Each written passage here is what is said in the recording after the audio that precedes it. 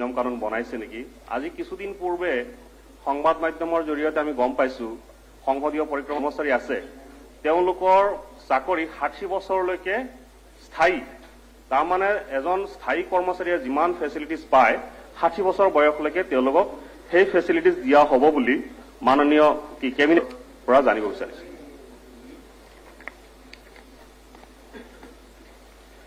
মাননীয় অধ্যক্ষ মহোদয় ৰাষ্ট্ৰীয় স্বাস্থ্য অভিযানৰ যিসকল কৰ্মচাৰী চুক্তিপত্ৰত স্বাক্ষৰ কৰিব লাগে আৰু সেই চুক্তিপত্ৰ অনুযায়ী সেই চুক্তিপত্ৰত লিখা কাৰ্যকাল অনুযায়ী তেওঁলোকৰ চাকৰি বঢ়াই থকা হয় আমাৰ ৰাজ্যত বিশেষকৈ সংবাদ মাধ্যমে হওক বা বিভিন্ন সময়ত এটা প্ৰশ্ন আছিল যে NHM শেষ হৈ সময়ত বিভিন্ন ধৰণে আলোচনা হৈছিল আৰু আমি প্ৰায় প্ৰতিবাৰেই বাতৰি কাকতত বা আন ধৰণৰ লোকৰ লগত থাকিব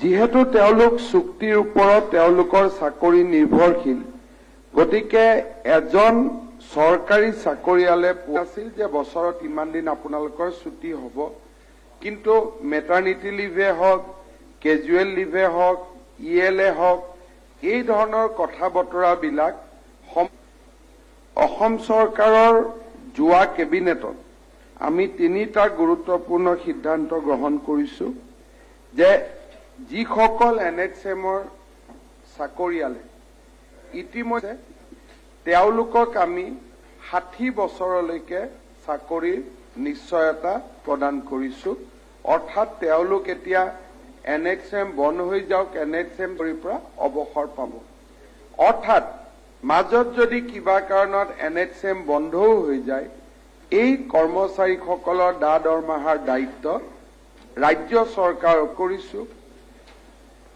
আৰু ৰাষ্ট্ৰীয় স্বাস্থ্য অভিযানৰ কৰ্মচাৰীসকলৰ ক্ষেত্ৰত এই সিদ্ধান্ত আমি গ্ৰহণ কৰিছো ইয়াৰ লগতে 60 বছৰ হোৱাৰ লগে লগে EL বা এটা আৰ্জিত ছুটি বছৰত যি চৰকাৰী কৰ্মচাৰীসকলে লাভ কৰে চৰকাৰী কৰ্মচাৰীৰ সমান তেওঁলোকে আৰ্জিত ছুটি লাভ কৰিব মেটাৰনিটি কৰ্মচাৰীসকলে লাভ কৰিব আৰু কেজুৱেল লিভ আদিও চৰকাৰী কৰ্মচাৰীৰ একে হ'ব অৱশ্যে তেওঁলোকৰ দৰমহা ভাৰত চৰকাৰৰ ওপৰত নিৰ্ভৰশীল নিৰ্দিষ্ট কৰা হ'ব সেই ধৰণৰ বৰ্তমান তেওঁলোকে দৰমহা পাই থাকিব দৰমহাৰ গাঁথনি তৎকালীন পৰিৱৰ্তন নহয় কিন্তু চাকৰিৰ নিশ্চয়তা তেওঁলোকক চৰকাৰে প্ৰদান সমান বা সমমৰ্যাদাৰ হৈ থাকিব আজিৰ দিনত আমি অস্থায়ী বুলি উত্তৰটো এই কাৰণে লিখিছো যে আনুষ্ঠানিক নটিফিকেশন বাকি আছে অহা 10-15 দিনৰ ভিতৰত এই শব্দটো উঠি যাব এইখিনি আজিৰ দিনৰ পজিশন কিবা আছে থ্যাংক ইউ সাপ্লিমেন্টাৰি কন্টেকচুয়াল যিখিনি স্টাফ আছে ইহঁতৰ মৌ চুক্তিৰ মাধ্যমে কেন্দ্ৰীয় চৰকাৰে ধৰ্মা ফিক্সেশন কৰে বা এইবিলাক ঠিক আছে এইবিলাক কথা লৈ এইবিলাক বিপদ আমি কথা নকৰো কিন্তু এটা কথা অধ্যক্ষ মহোদয় সুপ্ৰিম কোৰ্টে কিন্তু যিখিনি আমাৰ কন্টেকচুয়াল অৰ্থাৎ NHMৰ যোগেদি যিবিলাক আছে এইবিলাকে 60,000 পায় আৰু মোৰ জনামতে আই মে বি ৰং মোৰ জনামতে ইহঁতৰ DAও ভালকে পোৱা নাই যিখিনি আমাৰ কন্টেকচুয়াল আমাৰ NHMৰ GNM আছে তো এই ক্ষেত্রে যাতে কন্টেকচুয়াল বিভাগে যাতে সেম পায় বা আন সুবিধা যাতে প্রপারলি যাতে পায় ডিআর ক্ষেত্রে সাগে পোৱা নাই আমাৰ কন্টেকচুয়াল যিবিলাক GNM আছে তো এই ক্ষেত্ৰে যাতে মন্ত্ৰী মহোদয় যাতে ব্যবস্থা লয় এটু কাৰণে মন্ত্ৰী মহোদয়ক পিছত প্ৰথমবাৰৰ বাবে চৰকাৰে এটা ইমান ডাঙৰ ৰিস্ক লৈছে যে NHM বন্ধ হৈ গলেও গোটেই দায়িত্ব ৰাজ্য চৰকাৰে মূৰ পাতি ল'ব equal work equal pay supreme কোৰ্টৰ আইন আৰু আদালতক সন্মান জনাই দৰমহা দি আহিছে আমাৰ প্ৰশ্ন এটাই যে আমি NHMৰ কাৰণে 1400 টকা বছৰি পাওঁ সেইবিলাকৰ কাৰণে NHMৰ বাকি প্ৰগ্ৰাম বিলাক কেনেকৈ কৰিম গতিকে আমি বছৰত কেন্দ্ৰীয় চৰকাৰৰ পৰা যিখিনি % খৰচ কৰিম সিভিল কনষ্ট্ৰাকশনত আমি ৰাজ্য চৰকাৰৰ সমান হয়তো দৰমহা পোৱা নাই কিন্তু NHMৰ যিকোনো GNM নাৰ্ছে চৰকাৰত উইদিন আমাৰ পলিচিটো হ'ল যে প্ৰথমতে NHM-ত কাম কৰক আৰু NHM-ত কাম কৰা মানুহখিনিকে আমি স্বাস্থ্য বিভাগৰ নিযুক্তিত আমি প্ৰায়ৰিটি দিম যাতে তেওঁলোকে NHM-ৰ পৰা অধিকাংশই NHM-ত কাম কৰি থকা অস্থায়ী GNM। গতিকে আমি তেওঁলোকৰ চাকৰি নিৰাপত্তাৰ বাবে বা তেওঁলোকৰ পৰিয়ালৰ নিৰাপত্তাৰ বাবে ৰাজ্য চৰকাৰে যিমান কৰিব পাৰে আমি সিমানখিনি কৰি আছো। আৰু মাননীয় অধ্যক্ষ মহোদয়, NHM-ৰ উপৰিও আমাৰ অসমৰ বিভিন্ন হস্পিটালসমূহত আজি প্ৰায় 15-20 বছৰৰ পৰা 3rd গ্ৰেড আৰু 4th গ্ৰেডত বহুতে কাম কৰি আছে। সেই সকলকো মানে পদসমূহ স্থায়ীকৰণ কৰাৰ কাৰণে কিবা ব্যৱস্থা গ্ৰহণ কৰিব নেকি? অধ্যক্ষ মহোদয়, প্ৰথম অৱস্থাত আমি এই কথাসমূহে ৰাজ্য চৰকাৰৰ অনুমতি নোলোৱাকৈ নিজস্ব ধৰণে তেওঁলোকে বিভিন্ন কৰ্মচাৰীক নিযুক্তি দিছিলে। এইটো বিশ্বাসৰ ওপৰত যে হস্পিটালৰ উপলাকত আমি নিৰ্দেশ দিছো যে আপোনালোকে আৰু কৰ্মচাৰীক নিযুক্তি নিদিব। আজি যদি মই কওঁ যে তেওঁলোকক কিবা আমি চৰকাৰে সহায় কৰিম, আজি ৰাতিৰ ভিতৰতে আৰু 5,000 নিযুক্তি হৈ যাব। ৰিজাৰ্ভেশ্যনৰ প্ৰতি লক্ষ্য ৰখা নাই, OBC ৰিজাৰ্ভেশ্যনৰ প্ৰতি লক্ষ্য ৰখা নাই, কৰবাত 100% জেনেৰেল মানুহক নিযুক্তি দিয়া আছে। গতিকে এই কথাবিলাক গাঁথনিবিলাক দিব পাৰো, তাৰ পৰা যাতে তেওঁলোকক দৰমহা দি থাকিব পাৰে, সেই বিষয়টোলৈ ইতিমধ্যে আমি চৰকাৰে প্ৰাৰম্ভিক চিন্তা চৰ্চা আৰম্ভ কৰিছো। মেডিকেল কলেজবিলাকত আমি নতুন নিযুক্তি দিব হাক দিছো। তো চাই লওঁ, আজিৰ দিনত আমি নিজেই নাজানো যে ক'ত কিমান মানুহে কাম কৰি আছে। এটা গোটেই বস্তুটো সিস্টেমেটিক বা প্ৰণালীবদ্ধ কৰিবৰ বাবে চৰকাৰক কিছু সময়ৰ প্ৰয়োজন হ'ব। মিনিষ্টাৰ। অধ্যক্ষ মহোদয়, উত্তৰ সদনৰ মজিয়াত ৰখা হৈছে। অধ্যক্ষ মহোদয়, লোক নাম ভৰ্তি কৰিছে, আমাৰ ওচৰত তথ্য আছে, আমি চৰকাৰ দাখিলো কৰিছো, আজিও দাখিল কৰিম আপোনাক। এতিয়া কথা হ'ল, আজি তালিকাত 18জন তালিকাৰ ভিতৰত অ-চাহ জনজাতি 12জনে অ-চাহ জনজাতি। গতিকে মই আশা কৰিব পাৰিমনে? আৰু অ-চাহ জনজাতি যিবিলাক প্ৰাৰ্থী সোমাইছে, অন্তৰ্ভুক্ত হৈছে, এবাৰ কৰ্তন কৰিবনে? আৰু যিসকল প্ৰাৰ্থীয়ে ভুৱা প্ৰমাণ পত্ৰ লৈ পেলাই তেওঁলোকে অৱতীৰ্ণ হৈছে, উপৰিও প্ৰতি বছৰে চাহ জনজাতি সংৰক্ষণ আসনত অ-চাহ জনজাতি প্ৰাৰ্থী সোমাই আহিছে বা নাম ভৰ্তি কৰিছে, সেইবিলাকৰো বিগত দিনতো হৈছে। ইয়াৰ ইনকুৱাৰী হ'ব নেকি? বা ইনকুৱাৰী কৰা বিহিত ব্যৱস্থা চাহ জনজাতি বা আদিবাসী বুলি কৈছে, তেওঁলোকৰ ওপৰতো এটা বিহিত ব্যৱস্থা গ্ৰহণ কৰিব নেকি? তাকে মই মন্ত্ৰী মহোদয়ৰ পৰা আশা ৰাখিছো।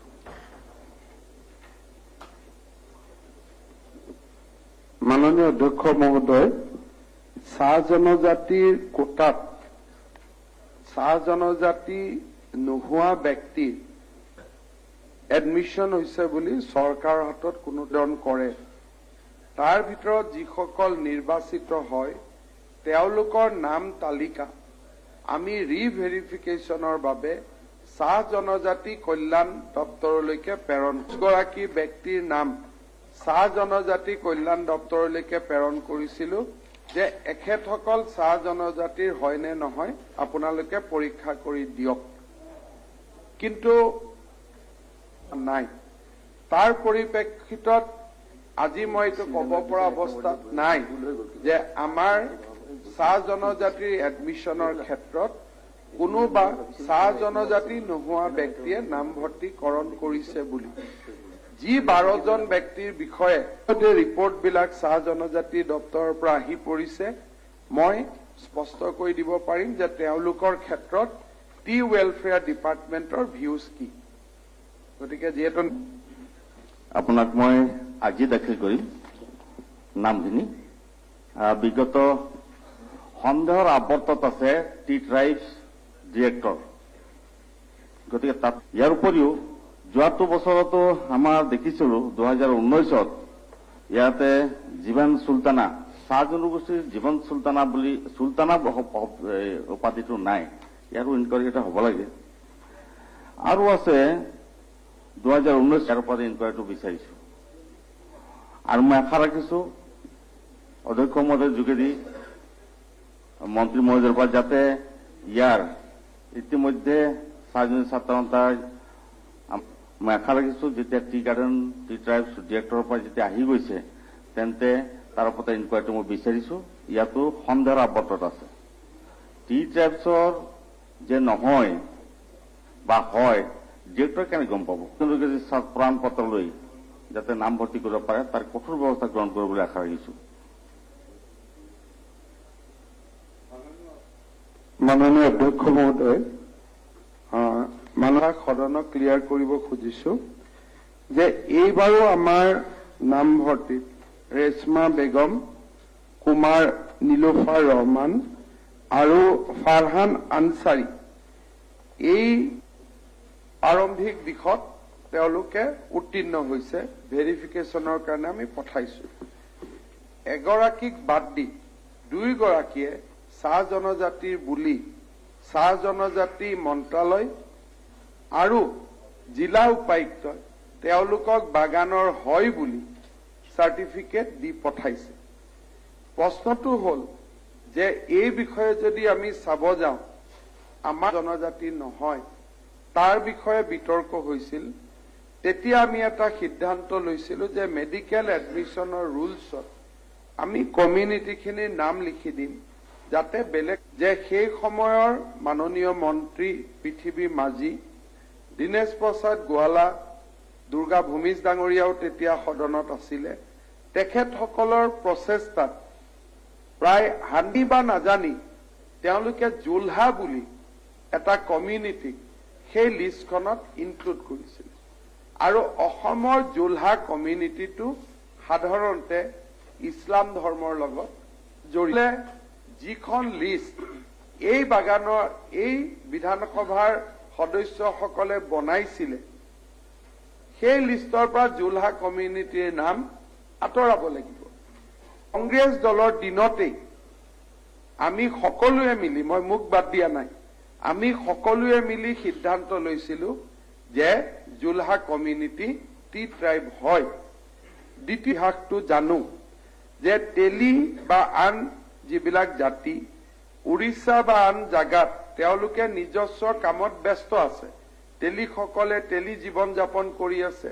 কিন্তু অসম শ্ৰমিকৰ এখন দীঘলীয়া তালিকা আছে যিখিনি মানুহক আপাতক দৃষ্টিত আমাৰ ভূমিজ বা আমাৰ মাঝি এই উপাধি অসমলৈ বহুত দিন আগত অহা যিসকল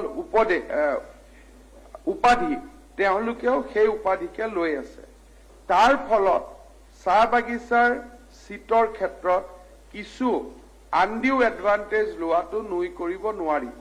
কিন্তু আমি কাটি দিম বা এই কমিউনিটিবিলাক কাটিওতো আমি এনেই দিব নোৱাৰো। আমি ক'ব লাগিব যে এই কমিউনিটিবিলাক এথেনোগ্ৰাফিক ৰিপৰ্টৰ ফালৰ পৰা আৰু এই সিদ্ধান্ত বাগিচাৰ ফালৰ পৰা আহিব লাগিব, চাহ জনজাতিৰ ফালৰ পৰা আহিব লাগিব। তেওঁলোকে যেতিয়ালৈকে স্পষ্টভাৱে এখন মেমৰেণ্ডামত আমাক লিখি নিদিয়ে যে এই মই ভাবো এই ধৰণৰ ঘটনা চলি থাকিব। সেই দিশত মই 3টা ভাবিছো মনতে যে আমি অহাবাৰ এটা সিদ্ধান্ত ল'ব লাগিব ৰুল এমেণ্ড কৰি যে অকল হক যি ধৰণৰ হক অতিৰিক্ত প্ৰমাণো তেওঁলোকে কিছু দিব লাগিব।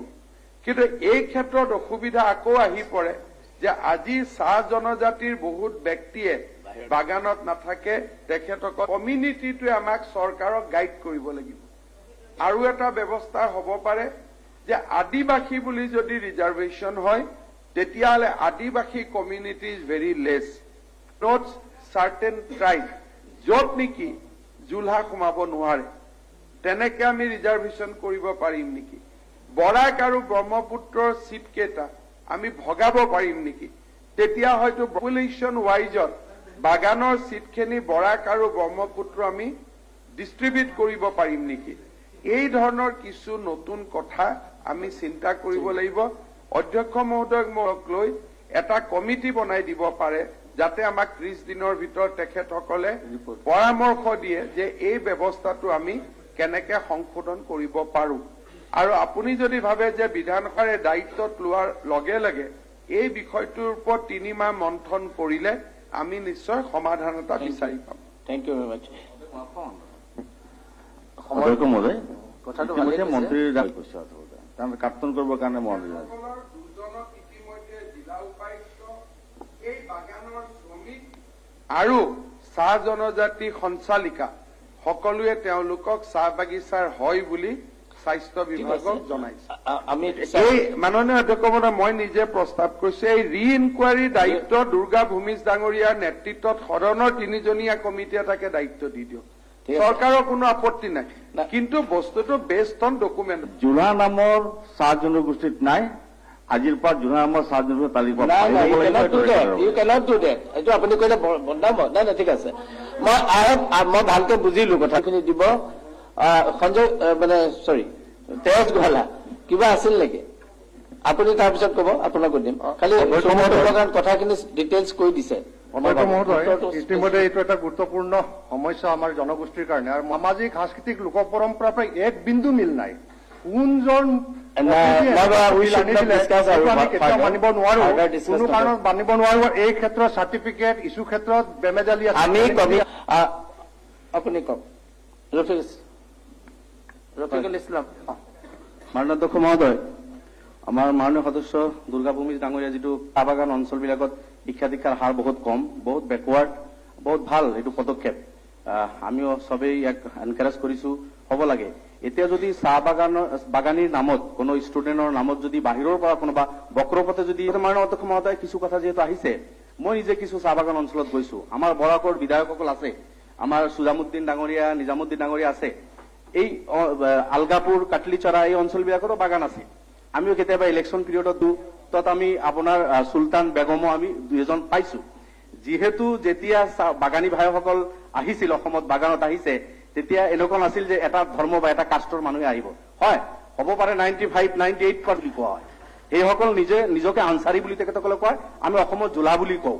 আৰু সেইসকল আমি পাইছো, বাগানত তেখেতসকলে কাম কৰি আছে। ঠিক আছে, গতিকে এই কথাখিনি আহিছে আপোনাৰ কথা ৰেকৰ্ড আমি বিচাৰিছো বক্ৰপথে আহি কোনেও আপোনাৰ ইয়াৰ কাৰণে যাতে এনেকুৱা আমাৰ মাননীয় সদস্যই কৈছে যে আলী হুছেইন ইয়াৰ লগত কোনো সম্পৰ্ক নাই, এই কথাটো শুদ্ধ নহয়। ঠিক আছে, এই কথাটো শুদ্ধ নহয়।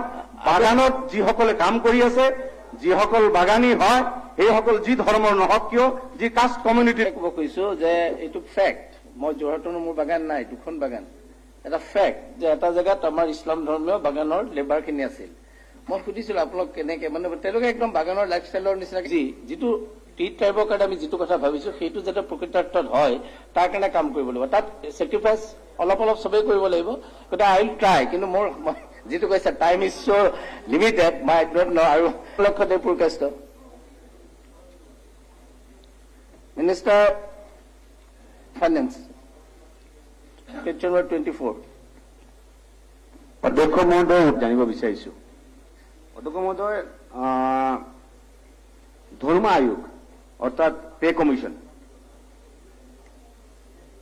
প্ৰথমৰ পৰা ষষ্ঠীয় ধৰ্ম আয়োগ 1971, তৃতীয় ধৰ্ম আয়োগ 1979, চতুৰ্থ 1988, পঞ্চম 1994, ষষ্ঠ বা 10 বছৰৰ মূৰে মূৰে ৰিকমেণ্ডেশ্যন দিব লগা হয়। কিন্তু বহুতৰ কাৰণে, বহুত কিবা কিবি কাৰণে বা বহুতৰ ফাইনেন্সিয়েল অসুবিধাৰ কাৰণে হয়তো বা 2-1 বছৰ ইফাল ইফাল হৈ যায় অধ্যক্ষ মহোদয়। কিন্তু মই এটা বস্তু ধৰিব পৰা নাই অধ্যক্ষ মহোদয়, কাৰ্যকৰী হৈছে, কিন্তু 7ম পে কমিশন যিটো অধ্যক্ষ মহোদয়, ইটো কাৰ্যকৰী হল 1/4/2016।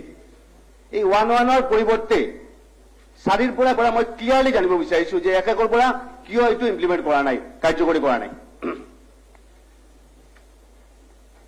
অধ্যক্ষ মহোদয়, যিহেতু বিত্তীয় বছৰ 1/4ৰ পৰা আৰম্ভ হয়, প্ৰথম যেতিয়া অসমত বিত্তীয় আয়োগ হৈছিল, প্ৰথম বিত্তীয় আয়োগে এইটো নিয়ম কৰিছিলে যে 1/4ৰ পৰাহে দৰমহা আয়োগটো ইমপ্লিমেণ্ট হ'ব লাগে। আমাৰ কাৰণে সুবিধা হয়, বাজেট দিবৰ কাৰণে, বাজেট ৰূপায়ণৰ কাৰণে যদি ব্যৱস্থাবোৰ 1 এপ্ৰিলৰ পৰা আৰম্ভ হয় আৰু সেই দৃষ্টিভংগীৰ পৰা লক্ষ্য ৰাখি অসম চৰকাৰে সিদ্ধান্ত ইনষ্টেড অফ 1-1 কাৰণ চৰকাৰৰ কাৰণে নতুন ফাইনেন্সিয়েল ইয়াৰ 1 এপ্ৰিলৰ পৰা আৰম্ভ হয় 1 জানুৱাৰীৰ লগত আমাৰ বিশেষ কোনো চৰকাৰৰ আমাৰ যিখন বিত্তীয় কমিশন আছিল PP ভাৰ্মা ডাঙৰীয়াৰ নেতৃত্বত 17ৰ পৰাহে আমাক ইমপ্লিমেণ্ট কৰিব দিছিল আমি এবছৰ আগুৱাই আনি 1/4/2016ৰ পৰা ইমপ্লিমেণ্ট কৰিলো অৰ্থাৎ যদি আমাৰ মনৰম 1/1/2017 কিন্তু আমি সেইটো নকৰি এবছৰ বিত্তীয় আয়োগে 17ৰ পৰা ইমপ্লিমেণ্ট কৰিব পৰামৰ্শ দিলে আমি 16ৰ পৰা দিলো কিন্তু 1 জানুৱাৰী যদি পুৰণা ৰেকৰ্ডত চাই যে প্ৰথম বিত্তীয় আয়োগৰ সুপাৰিশ সেই ধৰণৰে আছিল অধ্যক্ষ মহোদয় মই এটা বস্তু জানিব বিচাৰিছো মন্ত্ৰী মহোদয়ৰ পৰা প্ৰথমটো হৈছে ঠিক আছে কিন্তু তাৰ পিছতে হ'ল আৰু সেকেন্ডলি এটা বস্তু জানিব বিচাৰিছো সেইটোতে উত্তৰ দিলে লগতে এটা লগতে 7th পে কমিশনৰ আমাৰ জানামতে যে কেন্দ্ৰীয় হাৰে বেতনটো পাব লাগে আমাৰ অসমৰ যিখিনি ষ্টেট এমপ্লয়ী যিখিনি আছে তো ইহঁতে কেন্দ্ৰীয় চৰকাৰে বেতনটোতে যেতিয়া কৈছে যে কেন্দ্ৰীয় হাৰে পাব এই প্ৰত্যেকজন এমপ্লয়ীয়ে কেন্দ্ৰীয় হাৰে পাইছে কি পোৱা নাই এইটো মন্ত্ৰী মহোদয়ৰ পৰা জানিব বিচাৰিছো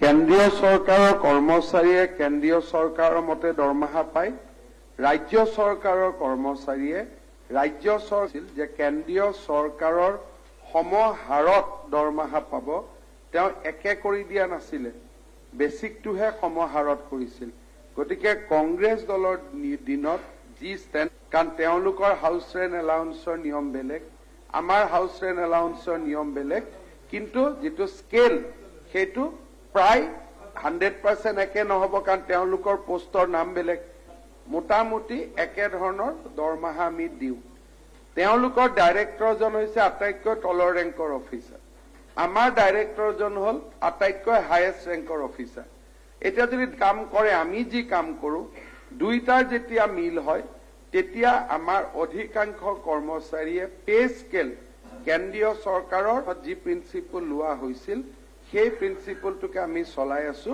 আৰু তাত কোনো ব্যতিক্ৰম ৰাজ্য চৰকাৰে কৰা নাই আমিনুল ইছলাম মেয়াদ উকলিল 7ম দৰমহা আয়োগৰ পৰামৰ্শৱলীৰ ওপৰত এতিয়া দৰমহা গাঁথনি বিবেচনা চলি আছে কিন্তু 5ম দৰমহা আয়োগৰ সময়ত এয়াটো থাকি গ'ল তাৰ ভিতৰত কিছুদিন আগতে চৰকাৰে 8 মাহৰ তেওঁলোকৰ বকেয়াটো আদায় কৰিছিল বাকি 23 মাহৰ নেকি এতিয়ালৈকে থাকি গ'ল 5ম দৰমহা আয়োগৰ কৰ্মচাৰীসকলে আশা পালি আছে প্ৰায় 10-15 বছৰ হৈ গ'ল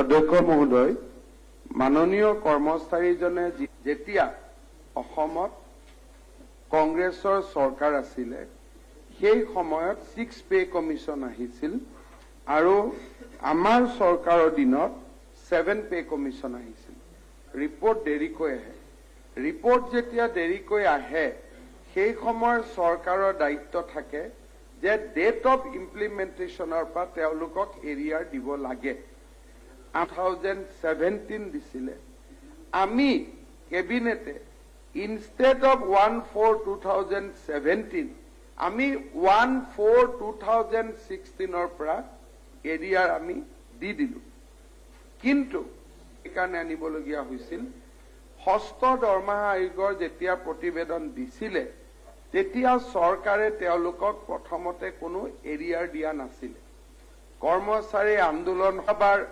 পাৰ্লিয়ামেণ্ট ইলেকশ্যনৰ আগত 6 মাহ এৰিয়াৰ দিয়ে শেষত বিধানসভা নিৰ্বাচনৰ আগত ফাইনেলি 6 মাহৰ এৰিয়াৰ দৰমহা দি কৰ্মচাৰী পৰিষদক তেতিয়া চৰকাৰে জনাই দিছিল দিয়া নাছিল তেওঁলোকে প্ৰতিবাদো কৰা নাছিল আৰু মোটামুটি সেই কিতাপখন তেতিয়াই বন্ধ হৈ গ'ল 7 পে কমিশনৰ ইমপ্লিমেণ্টেশ্যন আৰম্ভ হোৱাৰ পিছত আমি চৰকাৰৰ কৰ্মচাৰীসকলে এইটো এপ্ৰিচিয়েট কৰিব আমাৰ ক্ষেত্ৰত যে আমাক 2017ৰ 1 এপ্ৰিলৰ দিয়াৰ পিছতো আমি 1/4/2016 পৰা এই ৰিপৰ্টখিনি নিদিয়াকৈ থাকি গৈছিল।